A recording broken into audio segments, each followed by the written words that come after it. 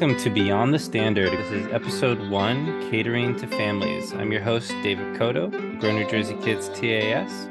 Let's begin. Having active family engagement is one of the many ways a program can develop quality, build connections, and foster a community. Establishing engagement with families can often seem insurmountable. Often we hear responses such as not having enough time or I'll get back to you, and the return messages never come. How do you breach that wall? How do you build better family engagement? Today we'll go over 3 examples of how you can help foster better family engagement at your program. Standard 3.3.2 and 3.4.2 in your quality improvement plan focuses on the development of a family parent group that specifically engages enrolled families and supports participants in the education of their children. Another way that we can visualize the importance of establishing a family group is to imagine a new restaurant in your neighborhood. You might see the advertisements around town, but not know much about what type of food is served or its quality. Now imagine your close friend went to that restaurant and told you how amazing it is. You may start wanting to know more about this restaurant. Word of mouth and reputation in a community goes a long way in terms of marketing and promotion. Let's apply the example to Standard 3.3.2. When establishing any sort of group, some may think of quantity over consistency. However, I encourage you to focus on consistency first. Many times, it just takes having one enthusiastic or motivated parent to spark something. Having that one committed parent is like having that close friend that is excited about the new restaurant. You can then have them communicate with other parents, encouraging engagement. Eventually, you may have more and more parents interested in getting involved in their child's program and even signing up for your parent group. Staying in category 3, we have standard 3.4.3, which is how many methods of communication are you using and how many different types. We've all been there. Parents don't take flyers out of the backpack, and the parents don't read your email blasts, and no one is responding to your sign-up sheet either.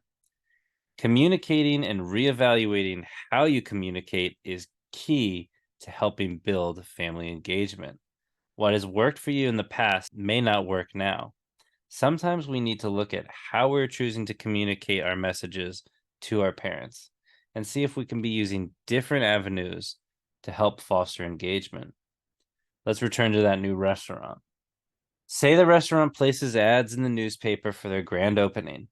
Ask yourself, when is the last time you bought a newspaper? Is this a way of communicating that is going to get a desired result? Now let's take that same advertisement and turn it into a short, fun video and place it up on social media like a commercial. How many more of your parents are active on social media than buying newspapers? How many more of those parents are going to see that video versus reading a long email? Sometimes we need to meet our parents where they're at before we can communicate in other ways. A parent may be more inclined to watch that fun short clip, inviting them to an event or notifying them about a flu shot over another email blast, crumpled flyer at the bottom of the bag. Just as our quality is improving, our ways of looking at solutions, such as communication, must improve as well.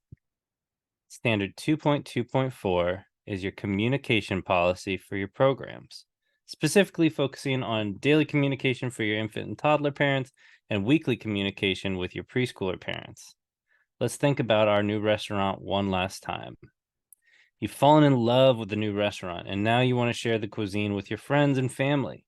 When showing a friend the restaurant's menu, the names of the dishes are listed. However, no ingredients, descriptions, nor dietary information is included. At a glance, how is your friend supposed to know what the dishes are like?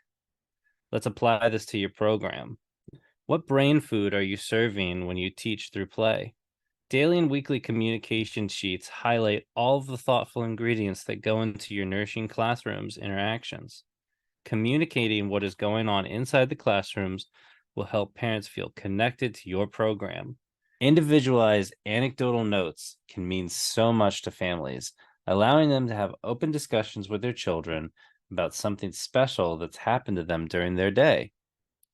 Your communication sheets should be viewed as a glimpse into the day of your student, their child. The more information you show to your families, the clearer the picture they will have of your program. Listen, family engagement is not the easiest thing, and there's no one magic solution. Hopefully, these 3 examples give you food for thought when considering how your program engages families.